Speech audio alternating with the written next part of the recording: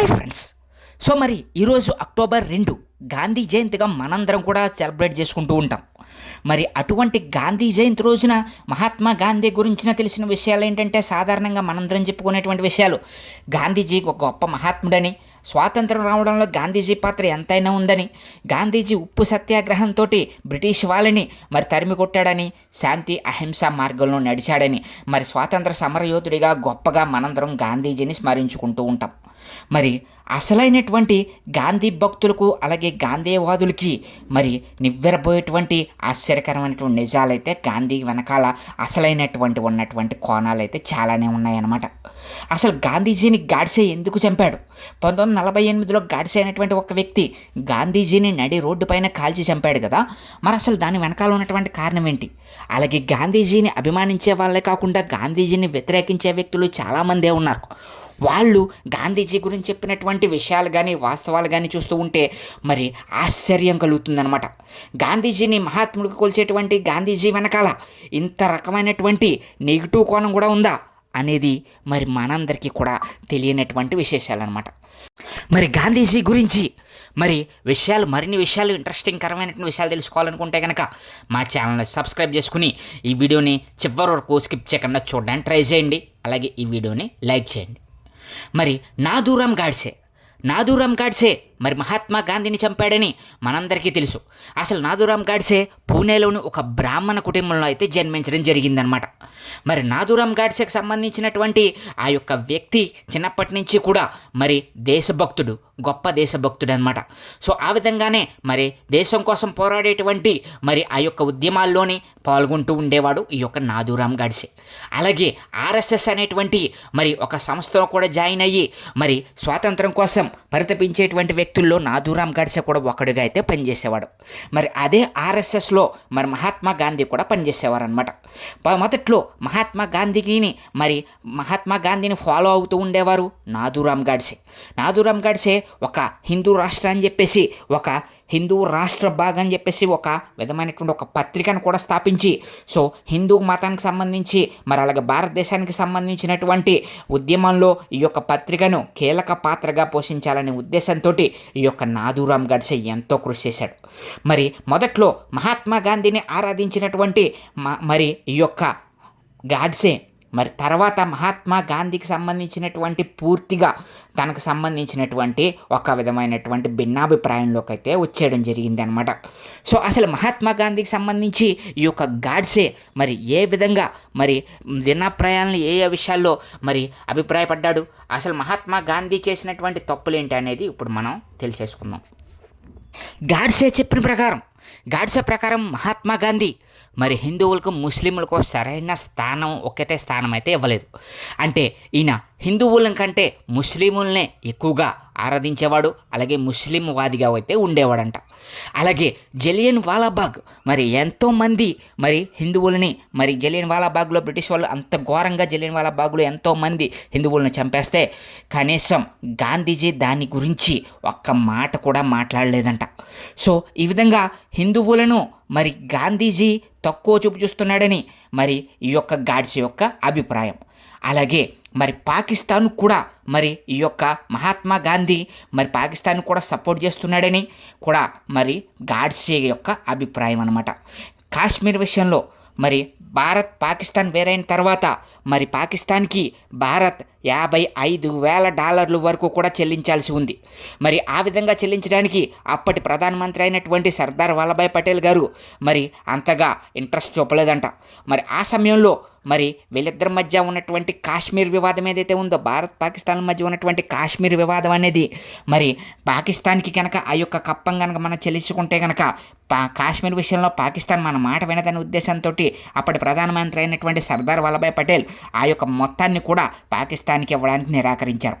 అప్పుడు గాంధీజీ పాకిస్తాన్కి మద్దతుగా నిలిచి ఆ యొక్క $55,000 ఏదైతే ఉందో ఆ యొక్క మొత్తాన్ని కూడా సో మరి పాకిస్తాన్కి ఇవ్వాలని మరి నిరాహార దీక్ష అయితే చేశాడు. మరి గాంధీ గారి యొక్క నిరాహార దీక్షతోటి సర్దార్ వల్లభాయ్ పటేల్ గారి యొక్క మొత్తాన్ని పాకిస్తాన్కి ఇవ్వడం తప్పలేదన్నమాట. దీంతో మరి హిందువులందరికీ కూడా, భారతీయులందరికీ కూడా ఆ యొక్క గాంధీజీ అనేది వ్యతిరేకంగా అయితే అవ్వడం జరిగింది. అప్పటి నుంచి కూడా గాంధీజీని కొంతమంది గాంధీజీ అంటే ఇష్టం లేని వారందరూ కూడా ఆ విధంగా గాంధీజీని మరి ఈ విధంగా మరి వ్యతిరేకంగా, భారత్కి వ్యతిరేకంగా, మరి హిందువులకు వ్యతిరేకంగా ఉన్నాడని చెప్పేసి అయితే అక్కడ గాంధీజీ తానైతే మరి కొంతమంది అయితే అభిప్రాయానికి అయితే రావడం జరిగింది. అభిప్రాయంలోనే గాడ్సే కూడా ఉండడం జరిగిందనమాట. అలాగే 1948లో జనవరి 30న మరి మహాత్మా గాంధీని కాల్చంపినటువంటి గాడ్సే అక్కడి నుంచి పారిపోలేదు. పోలీసులకు తాను గాంధీజీని చంపిన తర్వాత మరి లొంగిపోవడం జరిగిందనమాట. ఆ తర్వాత కొన్నాళ్ళకి గాడ్సేకి ఉరిశిక్ష అయితే పడడం జరిగింది. మరి ఈ విధంగా ఉరిశిక్ష పడిన తర్వాత గాడ్సే ఏం చెప్తాడా అని చెప్పేసి అందరూ కూడా ఈ విషయానికి సంబంధించి ఎంతోమంది అయితే వెయిట్ చేయడం జరిగిందనమాట. అప్పుడు సుప్రీంకోర్టు గాడ్సేకి సంబంధించినటువంటి ఒక లిస్టును 60 సంవత్సరాల తర్వాత గాడ్సే గాంధీజీని ఎందుకు చంపాల్సి వచ్చింది అనేది కొన్ని పాయింట్స్ని అయితే గాడ్సే చెప్పినటువంటి ఆ యొక్క వివరణ అయితే రిలీజ్ చేయింది. దాంట్లో ముఖ్య పాయింట్స్ ఏమన్నాయంటే కనుక, మరి ఈ విధంగా గాడ్సే మహాత్మా గాంధీని చంపిన తర్వాత గాంధీని ఎందుకు చంపారు అనేది, మహాత్మా గాంధీని ఏ విధంగా ఎందుకు చంపాను అనే దానికి కారణాలు ఏంటి అంటే కనుక, మరి సుప్రీంకోర్టుతో చెప్పినటువంటి ఆ యొక్క షరతులతో కూడినటువంటి ఆ యొక్క విచారణ సమయంలో, ఆ విచారణ అనేది 60 సంవత్సరాల తర్వాత తన ప్రసంగాన్ని బహిరంగపరచడానికి కోర్టు నుంచి అయితే అనుమతి అయితే లభించడం జరిగింది. దాంట్లో ముఖ్య పాయింట్స్ చూసుకుంటే కనుక, నాథూరాం ఆలోచన, గాంధీజీ అహింసా విధానం ఏ విధంగా ఉంది అనేది, మరి నాథూరాం గాంధీ ఏం చెప్పాడనంటే కనుక, గాంధీజీ అహింసా విధానం అనేది ముస్లింల బుజ్జగింపు విధానంగా అయితే ఉండడం జరిగింది. హిందువులను పిరికివానిగా మార్చడానికి కూడా ఈ యొక్క విధానం అయితే గట్టిగా ఉపయోగపడింది. గణేష్ శంకర్ అనే విద్యార్థిని కాన్పూర్లో ముస్లింలు దారుణంగా హత్య చేయడం జరిగింది. గాంధీజీ ఆలోచన శైలి ద్వారా గణేష్ ప్రభావితమయ్యారు. గాంధీజీ అతను హత్య జరిగినా కానీ, ముస్లింలు అతన్ని దారుణంగా హత్య చేసినా కానీ గాంధీజీ అయితే మౌనంగా అయితే ఉండడం జరిగిందంట. సో అదేవిధంగా జలియన్ వాలాబాగ్లో 1919లో జరిగినటువంటి జలియన్ వాలాబాగ్ మారణకాండ ముమ్మరంగా సాగుతున్న టైంలో ఈ దారుణ హత్య చేసినటువంటి విలన్ జనరల్ డయర్పై కేసు నమోదు చేయమని గాంధీజీని చాలామంది కోరడం జరిగింది. కానీ గాంధీజీ దానికి పూర్తిగా నిరాకరించారు. ఎంతోమంది భారతీయులు చనిపోయినటువంటి ఆ యొక్క ఉదంతంలో మరి ఆ వాళ్ళ మీద మరి కేసు నమోదు చేయమంటే గాంధీజీ మౌనంగా ఉండడం కూడా మరి మన గాడ్సేకి అయితే నచ్చలేదు. అలాగే ఖిలాఫత్ ఉద్యమం అనేది మరి మద్దతు ఇవ్వడం ద్వారా గాంధీజీ భారతదేశంలో మతతత్వానికి బీజాలు నాటారనేది కూడా మరి గాడ్సే యొక్క అభిప్రాయం. అతను తాను ముస్లింల శ్రేయోభిలాషిగా మాత్రమే వర్ణించేవాడు. మోప్లా ముస్లింలు కేరళలో 1500 మంది హిందువులను చంపి 2000 మంది హిందువులను మార్చారు. గాంధీజీ కూడా దాన్ని వ్యతిరేకించలేదని, దానికి మరి మద్దతు ఇచ్చారని చెప్పేసి మరి గాడ్సే యొక్క అభిప్రాయం బలంగా గాడ్సే అయితే నమ్మడం జరిగింది. అలాగే కాంగ్రెస్ త్రిపురలో నేతాజీ సుభాష్ చంద్రబోస్ అధిక మద్దతుతో విజయం సాధించడం జరిగింది. కానీ గాంధీకి ఇష్టమైనటువంటి అభ్యర్థి సీతారామయ్య సుభాష్ చంద్రబోస్ తర్వాత రాజీనామా చేయవలసి వచ్చింది. మరి ఇవి కూడా మరి గాంధీజీ యొక్క మరి తత్వానికి మరి నిదర్శనాలని చెప్పేసి అయితే గాడ్సే అయితే అభిప్రాయపడడం జరిగింది. అలాగే మార్చి 23, 1931న భగత్ సింగ్ని ఉరి తీశారు. మరణశిక్ష నిలిపివేయాలని దేశం మొత్తం గాంధీజీని అభ్యర్థించింది. భగత్ సింగ్ కార్యాచరణ సరికాదని, అలాగే ఈ యొక్క గాంధీజీ మరి ఆ యొక్క అభ్యర్థన కూడా చేయలేకపోయాడు అనమాట. ఈ విధంగా భగత్ సింగ్ని ఉరి తీసే టైంలో మరి గాంధీజీ మౌనంగా ఉన్నారని, దానికి వ్యతిరేకంగా గాంధీజీ ఏమాత్రం కూడా పోరాడలేదు అనేసి గాడ్సే అయితే మరి తన యొక్క అభ్యర్థనను, ఈ విధంగా తన యొక్క అభిప్రాయాన్ని అయితే తెలియజేయడం జరిగింది. అలాగే కాశ్మీర్ రాజు హరిసింగ్ను పదవి రాజీనామా చేయమని గాంధీ కోరారు.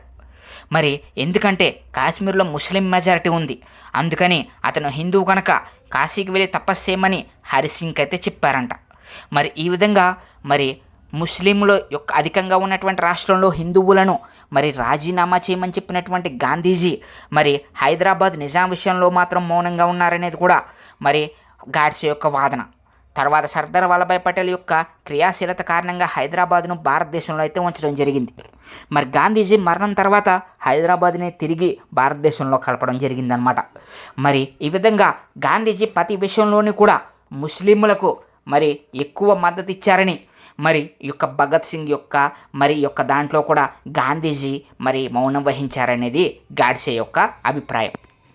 అయితే పాకిస్తాన్కి సంబంధించినటువంటి హిందువుల హత్య సమయంలో కూడా అనేక మంది హిందువులు తమ ప్రాణాలు కాపాడుకోవడానికి భారతదేశానికి వలస వచ్చారని, మరి ఆ టైంలో ఢిల్లీలో ఒక మసీదులో ఆశ్రయం పొందారని, దానికి ముస్లింలు వ్యతిరేకించడం ప్రారంభించారు.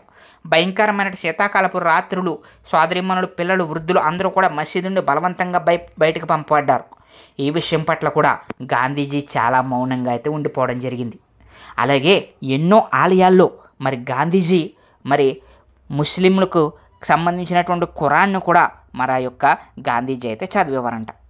ఇవన్నీ కూడా మరి గాడ్సే మరి గాంధీజీని చంపడానికి కారణాలుగా మరి సుప్రీంకోర్టులో చెప్పాడని చెప్పేసి అయితే చెప్తూ ఉన్నారు. అలాగే సర్దార్ వల్లభాయ్ పటేల్లో లాహోర్లో కాంగ్రెస్లో నిలిచారు. కానీ గాంధీజీ నెహ్రూకు ఆ పదవి ఇవ్వాలని పట్టుబట్టడం జరిగింది. అతను కోరికను నిజం చేయడంలో పరిపూర్ణుడు. ధర్నా, ఉపవాసం, కోపం, సంభాషణ నిలిపివేయడం ఈ ఉపాయాల సహాయంతో అతను బ్లాక్మెయిల్ కూడా చేశాడు. అతని నిర్ణయం సరైందా కాదా అని నాయకులు ఎవరూ నిర్ధారించలేదు. ఈ విధంగా సర్దార్ వల్లభాయ్ పటేల్ ప్రధాని అవ్వాల్సిన టైంలో మరి నెహ్రూకి ఆ పదవి ఇవ్వాలని పట్టుబట్టినటువంటి గాంధీజీ మరి అతను ఏ విధంగా మరి సమర్థించాలి అనేది కూడా మరి గాడ్సే అయితే అభిప్రాయాన్ని అయితే వ్యక్తం చేయడం జరిగిందంట. మరి 1947 జూన్ 14న ఢిల్లీలో ఆల్ ఇండియా కాంగ్రెస్ భద్రతా కమిటీ సమావేశం జరిగింది. మరి భారత విభజన ప్రతిపాదన కూడా ఈ విధంగా తిరస్కరించబడింది. కానీ విచిత్రంగా గాంధీ దేశాన్ని విభజించే ప్రతిపాదనకు మద్దతు ఇచ్చారు. అతను ఒక రోజు ఇలా అన్నాడు: దేశాన్ని విభజించాలనుకుంటే దాన్ని తన మృతదేహంపై చేయాలని లక్షలాది హిందువులు మరణించారు. కానీ అతడు మౌనంగా ఉన్నాడు. ముస్లింలను శాంతి భద్రతలను కాపాడమని ఎన్నడూ ఆదేశించలేదు. హిందువులకు మాత్రమే ఆ సలహాలు ఇచ్చేవారు. ఈ విధంగా హిందూ ముస్లింల మధ్య వ్యత్యాసాన్ని చూపించేవాడని, అలాగే భారతీయులను ఒక పిరికి వాళ్ళుగా మార్చడంలో గాంధీజీ సక్సెస్ అయ్యారని, మరి ఆ విధంగా ముస్లింలకు సపోర్ట్ చేస్తూ మరి గాంధీజీ పదే మరి హిందువులను సత్యం, అహింస అని చెప్పి మాటలు చెప్పడమే కానీ మరి తాను ఏ విధంగానూ మరి భారతీయులు ఎంతోమంది చనిపోయినా కానీ తాను ఏ విధంగానూ సపోర్ట్ చేయలేదని, ఈయన ఒక హిందువులకి కాకుండా ముస్లింలకే సపోర్ట్ చేశాడని చెప్పేసి అయితే మరి గాడ్సే ఇచ్చినటువంటి స్టేట్మెంట్లో అయితే ఉండడం జరిగింది. అలాగే అతను కొంతమంది ముస్లింలకు వ్యతిరేకంగా తల వంచి వందే మాతరం జాతీయ గీతంగా మారడానికి అనుమతించలేదు. గాంధీజీ పదే ఛత్రపతి శివాజీ, మహారాణా ప్రతాప్, గురు గోవింద్ సింగ్ను తప్పుదారి పట్టించిన దేశభక్తులను పిలిచేవారు. కానీ అక్కడ అతను మహమ్మద్ అలీ జిన్నాను ఖైదా అజీము అని పిలిచేవాడు. ఎంత విచిత్రమైన విషయం అనేది మనందరికీ కూడా తెలుసుకోవాలని చెప్పేసి మరి ఆ యొక్క గాడ్సే చెప్పినటువంటి ఈ యొక్క సుప్రీంకోర్టులో వెల్లడించినటువంటి విషయాలైతే వినడం జరిగిందనమాట. ఈ విధంగా గాడ్సే మరి మహాత్మా గాంధీని వ్యతిరేకం చేయడానికి మరి ఈ విధమైనటువంటి కారణాలు ఉన్నాయి. దాని గురించే మరి గాంధీ హిందువులను తప్పుదో పట్టిస్తున్నారని, ఒక పిరికి వాళ్ళగా సత్యం, అహింస అనే మార్గంలో మరి పిరికి వాళ్ళని చేస్తున్నారని, గాంధీజీ ఉంటే మరి దేశానికి మరి అంత మంచిది కాదనే ఉద్దేశంతో గాడ్సే మరి సత్యం, అహింస మార్గంలో నడిచేటువంటి గాంధీజీని మరి దేశ స్వాతంత్రానికి కారణం అనేటువంటి విధానంలో ఉండేటువంటి గాంధీజీని కాల్చి అయితే చంపడం జరిగింది. మరి ఆ విధంగా గాంధీజీని చంపిన తర్వాత ఆయన లొంగిపోవడంతో ఆయనకైతే మరణశిక్ష అయితే పడడం జరిగింది. సో ఇందులో మీరు అభిప్రాయం ఏంటనేది మరి మా కామెంట్ సెక్షన్లో కామెంట్ చేసేయండి. మరి మీకు మరిన్ని ఇలాంటి వీడియోస్ మరి కావాలనుకుంటే కనుక మీకు ఏ విధమైనటువంటి వీడియో కావాలో మా కామెంట్ సెక్షన్లో కామెంట్ చేస్తే దాని గురించి పూర్తిగా రీసెర్చ్ చేసి మీకు కావాల్సినటువంటి వీడియోస్ని మా వీడియోస్ రూపంలో అయితే అందించడం జరుగుతుంది. మీరు మా ఛానల్ని సపోర్ట్ చేసి మాకు సహకరిస్తారని మనస్ఫూర్తిగా అయితే కోరుకోవడం జరుగుతుంది friends. Thank you so much.